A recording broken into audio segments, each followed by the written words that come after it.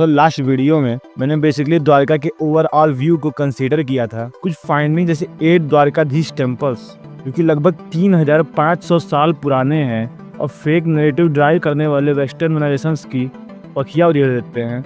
इस वीडियो में भी द्वारका के बहुत से आर्टिफैक्ट्स और डल्ट आर्कियोलॉजी की मदद से कृष्णा की द्वारिका और महाभारत की एक्चुअल टाइमलाइन को देखेंगे। तो सबको सबसे पहले ये बता दें कि अभी तक की जितनी भी एक्सकवेशंस की गई हैं कोस्ट लाइन के बहुत ही करीब है और कुछ रिसर्चर्स इसमें से ये मानते हैं कि द्वारिका अभी भी कई किलोमीटर में है जो अरब सागर में डूबी हुई है और इसका एक्सकवेशन अभी नहीं हुआ है और शायद अभी भी बड़े बड़े सबूत पिक्चर में नहीं आए हैं। अभी के एक्सकवेशन सिविलाइजेशन प्रूफ तो देते हैं बट डीप वाटर में काफी मजबूत और पुराने आर्टिफैक्ट्स की एविडेंस भी हमें अभी जरूरत है ताकि पूरी सिटी की कंप्लीट पिक्चर ड्राइव की जा सके और उस पर एक एग्जैक्ट टाइम लाइन गढ़ा जा सके। SR राव यानी शिकारीपुरा रंगनाथन राव जिन्होंने पहली बार वेस्टर्नर्स के फेक नरेशंस को गलत साबित किया था, उन्हें सबसे पहले प्रॉब्लम इसी बात से हुई थी कि जिस वेस्टर्न वर्ल्ड ने द्वारिका की हिस्ट्री को 2000 साल तक रोक रखा है क्या वो सही भी है, और जिसमें उन्होंने ऐसे बहुत सारे रिसर्च कर डाले क्योंकि द्वारिका को मोर देन 12,000 13,000 तक लेकर जाते हैं। उन्होंने डिस्कवर किया कि जब द्वारिका स्थापित हुई थी तो पानी का सतह लगभग 20 मीटर से भी नीचे था और फिर राव को बहुत सारे ऐसे आर्कियोलॉजिकल एविडेंस मिले जैसे ये लेस्ट्रस रेडवेयर पॉटरी जो कि लगभग 3,500 साल पुरानी थी और बेट द्वारिका जैसे शंकोधरा के नाम से भी जाना जाता है। वहीं इसी के नाम की तरफ वहां पर उसे बहुत सारे सेल्स मिले। सेल फिशिंग या सेल से जुड़े हुए काम बेट द्वारिका में एक इम्पोर्टेंट इंडस्ट्री रही होगी। यही सेल्स के evidence Indus Valley Civilization river के पास भी बहुत सारे आर्कियोलॉजिस्ट को मिले थे। अंडर वाटर एक्सकवेशन में बेट द्वारिका के lustrous redware pottery, seals, inscribed jar, stone paste पाया गया। एक फोर्ट वॉल्स जो कि एंट्रेंस गेटवे की शक्ल की है और अंदर ही 3500 साल पुराने एक एंकर यानी लंगर प्राप्त हुए हैं जो कि साबित करते हैं कि पुराने जमाने में द्वारिका नगरी एक पोर्ट था, बंदरगाह था जहाँ से पूरी दुनिया में व्यापार भी होते थे, जो कि बहुत पुरानी तो है ही साथ ही एक पुरानी विरासत की ओर इशारा भी करती है। और ऐसे 125 एंकर्स हमें मिले हैं जो कि उसके स्केल को दर्शाते हैं और कुछ फाइंडिंग्स 10,000 साल से भी पुराने हैं जो 100 से भी ज़्यादा ऐसे स्मॉल टूल्स हैं क्योंकि डीप वाटर एक्सकवेशन में मिले हैं। बहुत सी पॉटरीज हैं और इन सारे नमूनों को विदेशी प्रयोगशालाओं में भी देखा जा चुका है। इसका मकसद ही यही था ताकि उस पर कोई भी शक की नज़र से ना देखा जाए। बट ये सब तो एक रिसर्चर्स और एक्सकवेशंस हैं और हम ये भी जान चुके हैं कि जो पानी का स्तर है वो लो लेवल जहाँ आज है एकदम से नहीं आया है। उन 3 सीरीज ऑफ टेम्पल्स में उनके एविडेंस के अकॉर्डिंग जो कि अलग अलग टाइम लाइन को ड्राइव करते हैं। तो आर्कियोलॉजी से कहना कि जैसे जैसे पानी ऊपर आता गया द्वारकाधीश टेम्पल की जगह भी धीरे धीरे ऊपर आती गई। यानी घटना कुछ ऐसी घटी होगी कि कोस्ट लाइन से दूर की द्वारिका और करीब की द्वारिका के डूबने का समय डिफरेंट टाइम पे डिफरेंट था, राइट।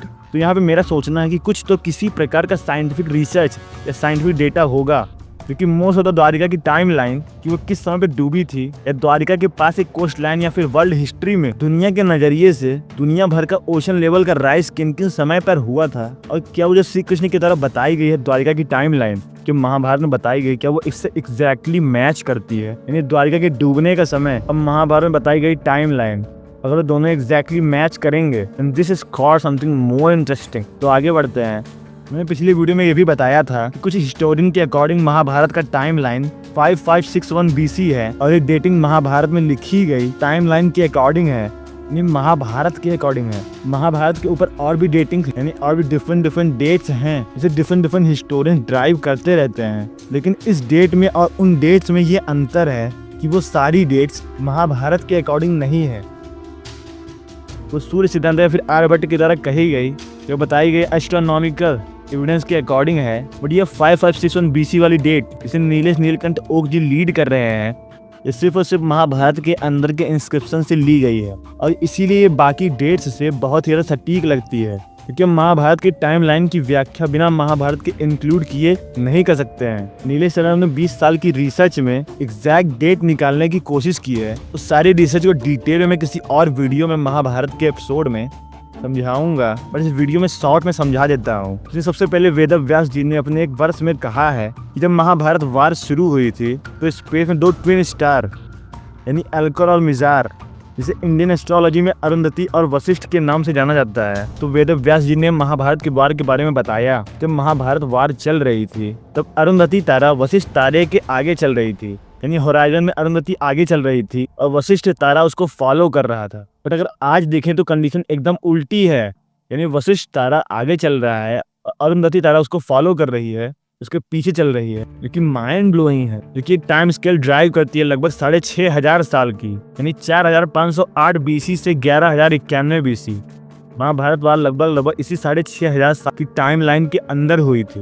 और फिर थोड़ा और डिटेल में जाएंगे अगर तो जब भीष्म पितामह जब तीरों की सैया पर लगभग 92 दिन तक पड़े थे तो उन्होंने ऐसे बहुत सारे एस्ट्रोलॉजिकल कॉम्बिनेशंस को बताया था जिसे महाभारत में इंक्लूड किया गया है। इनमें कुछ ऐसे डिफरेंट कॉम्बिनेशन बनते हैं क्योंकि इन डेट्स को और ज़्यादा सिंक करते हैं और 6500 साल से 1600 साल तक सिंक कर देते हैं। यानी भीष्म पितामह द्वारा बताए गए वो एस्ट्रोलॉजिकल कॉम्बिनेशंस इन्हीं 1600 सालों में ही कहीं हुई थी। और 1600 साल इतना बड़ा नंबर है क्योंकि बहुत सारे कंडीशंस बहुत बार होते रहते हैं, लेकिन वो अरुंधति और वशिष्ठ वाले कॉम्बिनेशन के अकॉर्डिंग भीष्म पितामह द्वारा बनाए गए ये नए कॉम्बिनेशंस सिर्फ इन्हीं 1600 सालों के लिए मजबूर कर दिए गए हैं। 5125 BCE से 6722 BCE तक इसकी बॉर्डर लाइन बना दी गई है। यानी महाभारत इन्हीं डेट्स के इंटरवल में किसी दिन हुई थी, जिसमें नीलेश ओक ने एक डिटेल वीडियो ऑन भीष्म निर्वाण बना रखी है। और तीसरा एस्ट्रोनॉमिकल डिस्कशन महाभारत टेक्स्ट में जो हुआ है उसमें लगभग 300+ एस्ट्रोनॉमिकल ऑब्जर्वेशंस वेदव्यास के द्वारा डिफरेंट प्लैनेट्स के डिफरेंट पोजीशन पर की गई, जो कि जुपिटर, मार्स और सैटर्न की एग्जैक्ट पोजीशन जिसे कैलकुलेट करके ये पता चल गया कि 16 अक्टूबर 5561 BC को महाभारत का पहला दिन था। मतलब लगभग 7500 साल पहले महाभारत हुई थी।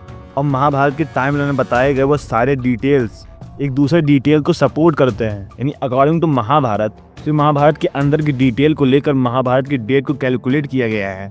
इसके अकॉर्डिंग महाभारत 7500 साल पहले हुई थी। और अकॉर्डिंग टू महाभारत द्वारिका भी उसी वक्त डूबी होगी, क्योंकि हमें जानना है कि अगर महाभारत एक हिस्टोरिकल एविडेंस है तो हमें पता करना होगा कि क्या एग्जैक्टली 7500 साल पहले इस द्वारिका नगरी वाले रीजन में कोई सी लेवल राइज हुआ था क्या। ऐसी कोई भी स्टडी या फिर रिसर्च जो कि ये प्रूव करती हो, क्योंकि ऐसा अगर होता है तो 5561 वाली डेट तो वेरीफाई हो जाएगी। और अकॉर्डिंग टू महाभारत जो द्वारिका के डूबने का समय है वो भी प्रूफ हो जाएगा। अब बेसिकली आपको अवेयरनेस के लिए उसको बताना पड़ेगा। ऐसे बहुत से ओशिनोग्राफर साइंटिस्ट हैं जो कि वर्ल्ड आर्कियोलॉजी में जब से दुनिया बनी है तो उसे कितने महाप्रलय हो चुके हैं, कहाँ कैसी सुनामीज आ चुकी हैं, क्या घटनाएं हो चुकी हैं, उसका डल्ट आर्कियोलॉजी से उस एविडेंस ट्रेस करते रहते हैं, जिसके जरिए बहुत सारी हिस्ट्री सटीकता से समझी जा सकती है। और ये पिछले 1000 सालों या फिर जब से पृथ्वी बनी है उसका सारा डेटा लेकर बहुत सारी संभावनाओं का पता लगाते रहते हैं। और एक ऐसी स्टडी द्वारिका के अराउंड भी हुई है। ये रिसर्च अमेरिकन प्रोफेसर जुरिस जरीन जो कि SM यूनिवर्सिटी अमेरिका से आते हैं, जिसमें उसी जगह को ट्रैक किया गया है जहाँ द्वारिका है। इस ग्राफ में X एक्सिस में टाइम है और Y एक्सिस में ओशन डेप्थ इन मीटर्स है। इसी ग्राफ में जहाँ आज सी लेवल 0 मीटर बताया गया है, लेकिन आज से 11000 साल पहले सी लेवल 25 मीटर से भी नीचे था। लेकिन जो हमारे एस्ट्रोनॉमिकल रिसर्च जो वेदव्यास ने बताई थी वो तो 7500 साल पहले द्वारिका 5500 की टाइम के लगभग डूबी थी। और यहाँ पे एक sudden rise of sea level आपको दिखाई दे रहा होगा, क्योंकि एग्जैक्टली 7500 साल पुराना है। यानी वो 5500 BC के टाइम लाइन को मैच करता है। और ये सी लेवल राइज काफ़ी बड़ा है और ये नीलेश सर की डेट्स को वेरीफाई करता है, क्योंकि महाभारत में लिखी गई है। और भी प्रूफ की अगर आगे बढ़ें, ऐसी ही रिसर्च कैरेबियन सी, इंडोनेशियन सी, ऑस्ट्रेलियन सी, टर्किश सी और ओवरऑल वर्ल्ड वाइड में हुआ है। ये सबसे पहले कैरेबियन सी यानी वेस्ट इंडीज के इलाके की है, जिसमें उन्होंने थोड़ा डिटेल में सी लेवल राइज को नोटिस किया है। और उसमें से ही सबसे रिसेंट वाला एग्जैक्टली 7500 साल पुराना, यानी ये भी वही 7500 साल पुराने वाले एविडेंस से मिलता जुलता है। 5500 BCE, यानी अरेबियन सी की तरह कैरेबियन सी में उसी टाइम स्केल में एक बहुत ही बड़ी सुनामी आई थी। और साथ ही साथ नेचर में पब्लिश्ड इंडोनेशियन आइलैंड में एक आर्टिकल पब्लिश्ड हुआ था। वो भी एग्जैक्टली अपने आर्टिकल में ये कह रहा है कि लगभग 7500 साल पहले इंडोनेशियन सी में एक ड्रास्टिकल इंक्रीज आया था। यहाँ पे माउंटेन लाइक राइज इंडोनेशियन सी लेवल राइज है, इंडोनेशियन सी लेवल के राइज का है, जो कि दिखाता है कि इंडोनेशिया में एक एक्सट्रीम सुनामी उसी एग्जैक्ट टाइम लाइन में आया था। यानी जब अरेबियन सी द्वारिका में सी लेवल राइज हुआ था तो कैरेबियन सी आइलैंड और इंडोनेशियन आइलैंड में भी सी लेवल उसी टाइम पे इंक्रीज हुआ था। और साथ ही साथ इतना ही नहीं, और भी बहुत सारे एविडेंस मिले हैं जो कि पूरी दुनिया में आने वाली सुनामी में वो 7500 साल पुराने वाले टाइम लाइन की डेट को सटीकता से बैठा पा रहे हैं। जैसे ऑस्ट्रेलिया में आने वाला ग्रेट बैरियर रीफ में एक सुनामी 7,500 साल पहले आई थी टर्की के ब्लैक सी में। सबसे बड़ा सुनामी 7,500 साल पहले आया था। और तमिलनाडु के अराउंड आइलैंड में 7,500 साल पहले एक सुनामी आई थी। ये बहुत सारा डेटा है, एक बहुत ही बड़ा ओशिनोग्राफिक एविडेंस है जो कि ये दर्शा पा रही है। महाभारत में बताया गया कम से कम द्वारिका के डूबने के सबूत एग्जैक्टली मैच करते हैं और उसी की ओर इशारा करते हैं। और जो 3,500 साल पुराने वाले खोजे हैं वो मेन लैंड ऑफ द्वारिका की ना होकर आज के द्वारिका के कोस्ट लाइन रीजन की हैं। यानी उसके लिए हमें और डीप में जाकर रिसर्च करनी होगी। 7,500 साल पुरानी महाभारत के टाइम की द्वारिका को एक्सकवेट करने के लिए। इसमें भी बहुत सारे लेफ्टिस्ट आइडियोलॉजी के लोग बोलेंगे कि अगर ऐसा है भी, यानी अगर सारी डेट मैच भी करती हैं, तो क्या ये तब भी सच है? ऐसी जादुई लगने वाली स्टोरीज को क्यों माना जाए? तो बहुत सारे आर्कियोलॉजिस्ट का कहना है कि हमारी हिस्ट्री जो है वो थोड़ा डिफरेंट तरीके से लिखी गई है, जिसमें हिस्ट्री और फिलॉसफी दोनों को एक साथ जोड़ा गया है। कोई एक हिस्टोरिकल डॉक्यूमेंट समझते हैं, साइंटिफिक डॉक्यूमेंट समझते हैं, कैसे लेके चलते हैं एज एन आर्कियोलॉजिस्ट? मैंने तो पहले ही कहा कि जो हमारे यहाँ जो लिखने की परंपरा थी ना, वो एक बहुत अच्छे से उसकी जो वीविंग है, उसमें फिलॉसफी भी है, उसमें हिस्ट्री भी है, उसमें जियोलॉजी भी है, उसमें हमारे ऋषियों के भी नाम है, उसमें किंग के भी नाम है, उसमें बैटल्स की भी चर्चा है, उसमें रिचुअल की भी चर्चा है, उसमें टेक्नोलॉजी की भी चर्चा है। तो एक ये ऐसा डॉक्यूमेंट है कि जो उसमें जो चीज़ें ढूंढना चाहता है वो अपने हिसाब से उसमें कई चीज़ें निकाली जा सकती फ्रॉम एनी न्यूज़। और ये एक बहुत बड़ा कथन है। यहाँ पे मैं स्पेशल थैंक्स नीलेश नीलकंठ ओक जी को देना चाहूँगा, क्योंकि ऐसे इंटरनेट के ज़माने में एक CS लेवल की रिसर्च महाभारत पे कर रहे हैं पिछले 20 सालों से। आप इंटरनेट पे उनकी बहुत सारी रिसर्चर्स को देख सकते हैं। बाकी महाभारत पर डिटेल वीडियो के लिए आप चैनल को फॉलो जरूर करिएगा। दोस्तों, जाते जाते मैं आपसे एक अपील करना चाहता हूँ कि मैं एक विद्यार्थी हूँ, अपनी पढ़ाई के साथ साथ इस तरह की डीप रिसर्च करने में भी बहुत सारा मेहनत करना चाहता हूँ। बाय द वे, मेरे पास फाइनेंशियल स्टेबिलिटी नहीं है और मुझे आपकी सपोर्ट की बहुत ही ज़्यादा ज़रूरत है। इसकी वजह से आप ज्वाइन बटन या फिर थैंक्स बटन दबा कर चैनल को सपोर्ट कर सकते हैं। वीडियो पसंद आए तो वीडियो को लाइक करिए, चैनल को सब्सक्राइब कर करिए। और अभी के लिए इतना ही।